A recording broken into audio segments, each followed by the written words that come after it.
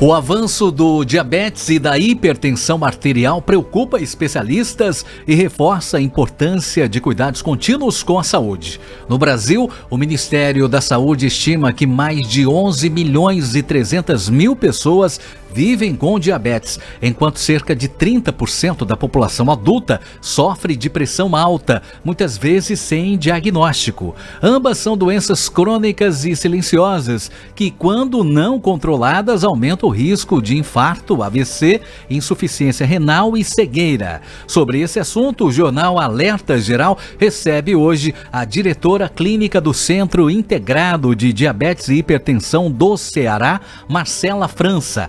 Nesta entrevista, o jornalista Luzenor de Oliveira. Luzenor, bom dia. Bom dia, Marcos Surlan. Bom dia a você, ouvinte, internauta nos 184 municípios do Ceará. Seja bem-vinda, doutora Marcela, ao jornal Alerta Geral. Quais são as grandes preocupações que as pessoas devem ter com o diabetes? Bom dia. Bom dia, é um grande prazer estar aqui no Novembro Azul falando sobre esse tema tão importante, sobre o diabetes. Eu acho que o grande alerta é que a gente tem que saber que 10% da população adulta vive com diabetes. No entanto, metade dessas pessoas nem sabe do diagnóstico. Acho que isso é um grande alerta que a gente tem que ter inicialmente. É referência a 10% da população, isso no Brasil inteiro, ou essa é uma característica também entre os cearenses? Na verdade, isso é um dado mundial, né, em termos de frequência de população, mas é um dado relevante, é que no último dado do Vigitel, que avalia capitais todo o Brasil, Fortaleza tem o maior índice de mulheres com diabetes, passando até desses valores de 10%. Doutora Marcela, do ponto de vista da faixa etária, o diabetes é presente em qual faixa etária da população? O que é que mais chama a atenção? Quando a gente fala de diabetes, é uma doença que, na verdade, pode atingir desde logo ao nascimento até mesmo o final da vida, né? Então, ele não tem, assim, exatamente uma idade que ele vai acontecer. Só que a gente sabe que tem vários tipos de diabetes. E aí o diabetes que acontece mais na infância ou adolescência, a gente sabe que é mais o diabetes do tipo 1, que é apenas 10% dos tipos de diabetes. E o diabetes que é mais comum é normalmente pessoas mais adultos, né? Só que a gente sabe que também esse diabetes tipo 2 está cada vez mais chegando mais cedo nas pessoas. E qual é a diferença entre diabetes 1 e diabetes 2? O diabetes tipo 1 é um processo onde o pâncreas, né, que é o órgão que produz a insulina, o hormônio que controla a glicose, né, o açúcar no sangue, de repente esse pâncreas não funciona mais, né? Então, essa é a condição do diabetes tipo 1, que desde o início é um diabetes que a gente fala que ele é dependente da insulina. E já o diabetes tipo 2, ele tem vários motivos por qual ele aparece, né? Está muito associado com a questão da obesidade, do sedentarismo, do histórico familiar, dos hábitos ruins. E esse é que é o mais prevalente, que é 90% dos casos de diabetes. E como se prevenir dessa doença que traz, claro, outras consequências para o organismo? Uma grande preocupação que a gente tem é porque, do mesmo jeito que o diabetes vem aumentando, a gente tem visto também um número enorme de pessoas com peso e obesidade. Outro dado que também nos alarma para que esses índices podem vir a aumentar é o problema do sedentarismo. As pessoas são cada vez menos ativas, né? O consumo de alimentos processados, poucas fibras, né? Pouca salada, fruta, verdura na dieta. Os níveis de estresse também contribuem. Então, realmente, a sociedade precisa melhorar os seus hábitos de vida para que a gente consiga reduzir esses números de diabetes aí que estão crescendo a cada ano. Claro que as pessoas precisam, às vezes, ser estimuladas e cutucadas para fazer exames, para ir a uma consulta. Como é que se constata, doutora Marcela, como é que é feito o diagnóstico do diabetes? Qual período as pessoas precisam fazer a coleta de sangue para ir administrando os índices de glicemia no sangue?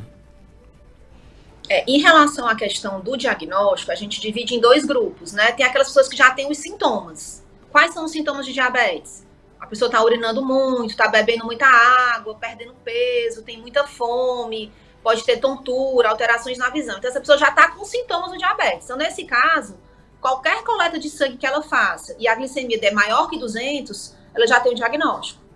Mas a gente tem as outras questões, são as pessoas que não têm sintomas, né?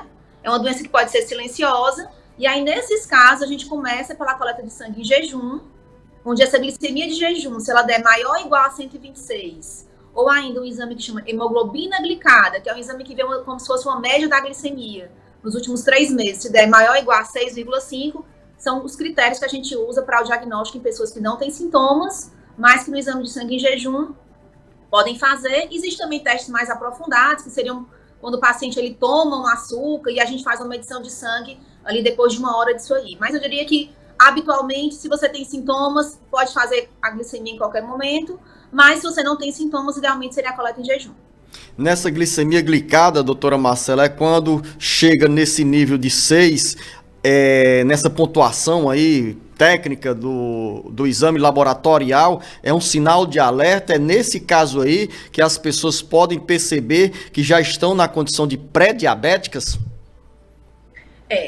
Na verdade é o seguinte, a gente tem a condição da glicemia normal, né, e tem a condição da glicemia do pré-diabetes e do diabetes, né? A gente considera que essa hemoglobina glicada que você citou, na faixa de 5,7 até 6,4, ou seja, incluindo aí o 6 que você comentou, ele seria o pré-diabetes, né? E aí, a partir do 6,5 seria diabetes. Então, o que a gente gostaria? Que as pessoas que estivessem sob risco de ter diabetes fizessem esses exames para rastrear e avaliar a possibilidade dessa condição e que, especialmente, ainda na fase de pré-diabetes, a gente tenha mudanças no estilo de vida, né? A gente realmente consiga se motivar, porque à medida que você melhora os hábitos, você pode aí reverter, voltar para o nível de glicemia normal e sair do pré-diabetes. O que é que pesa mais para uma saúde mais equilibrada do ponto de vista do diabetes? É a alimentação ou a atividade física, ou as duas ações devem estar conjugadas? Muito importante que você pontuou. Porque eu acho que quando uma pessoa tem um diagnóstico de diabetes, vem muito a ideia da proibição, né? Proibição, não pode comer nada, tem que se exercitar. E, na verdade, o que a gente observa aqui na nossa experiência no centro de diabetes, que a gente tem que motivar muito as pessoas, muito mais do que alimentação ou atividade física, mas que as pessoas se cuidem, que elas tenham um comportamento de uma vida saudável.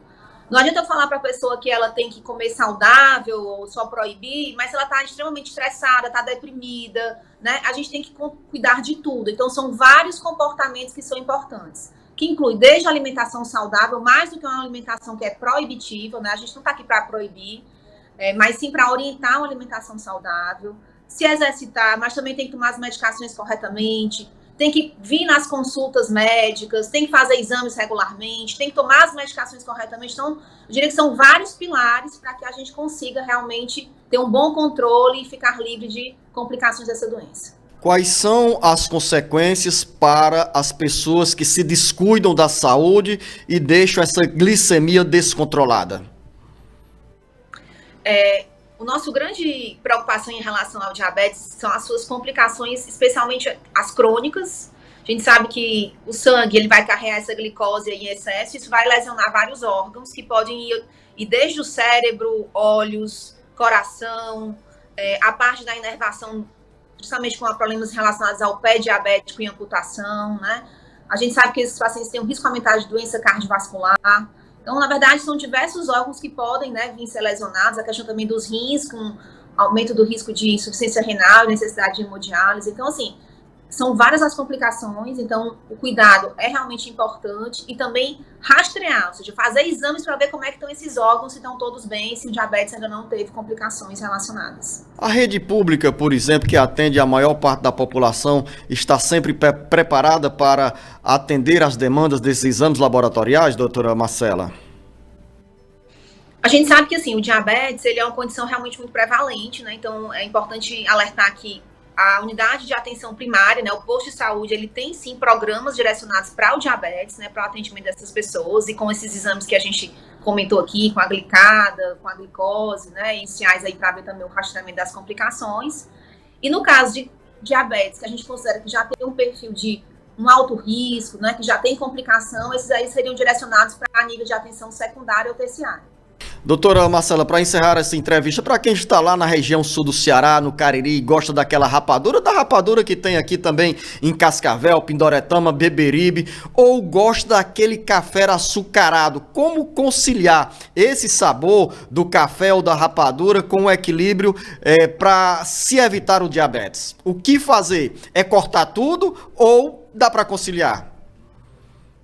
Eu acho que a gente tem que primeiro entender em que nível de açúcar a pessoa está envolvida, né? E assim, eu acho que a gente sempre fala que alguns pacientes que convivem com a doença há muito tempo, que é um processo, né? Por isso que eu acho que tem que começar pelo comportamento. Então, se ele usava, sei lá, 3 colherinhas de açúcar no café, a gente fala, vamos negociar, vamos usar 2, vamos reduzir para 1. É um processo de adaptação. Na verdade, a gente sabe que a língua, né, o paladar, ele vai se moldando. Mas tudo tem que começar da motivação individual de cada um para que realmente venha a consumir menos açúcar. De fato, nós, brasileiros, de um modo geral, consumimos um açúcar níveis muito altos e a gente tem que trabalhar isso desde a infância. E quando a gente troca o açúcar pelo adoçante, tem vantagem ou desvantagem? Existe também muito mito em relação ao adoçante, né? As pessoas ficam nessa história de que daria câncer ou alguma coisa desse tipo. Na verdade, não tem nenhuma evidência científica nesse contexto. Agora, o que a gente sempre orienta é que, assim, o adoçante ele veio para realçar um paladar, né? Para tentar mitigar aquilo que você ainda não consegue se acostumar a usar de forma amarga. Mas também a gente sempre evita o uso em exagero. Mas sim, ele pode ser usado, né, em formas adequadas, mesmo em situações como na infância, ou mesmo no diabetes gestacional, né? Ele pode ser usado sim como estratégia para facilitar a adesão à dieta. Eu conversei aqui no Jornal Alerta Geral com a diretora clínica do Centro Integrado de Diabetes e Hipertensão do Ceará, doutora Marcela França. Quero agradecer a sua participação com essas dicas, com essas informações importantes para a nossa população. E nesta sexta-feira, dia que tem uma reflexão sobre o diabetes, qual é a sua última recomendação nesta conversa aqui para os nossos ouvintes internautas que nos acompanham no Jornal Alerta Geral, doutora Marcela?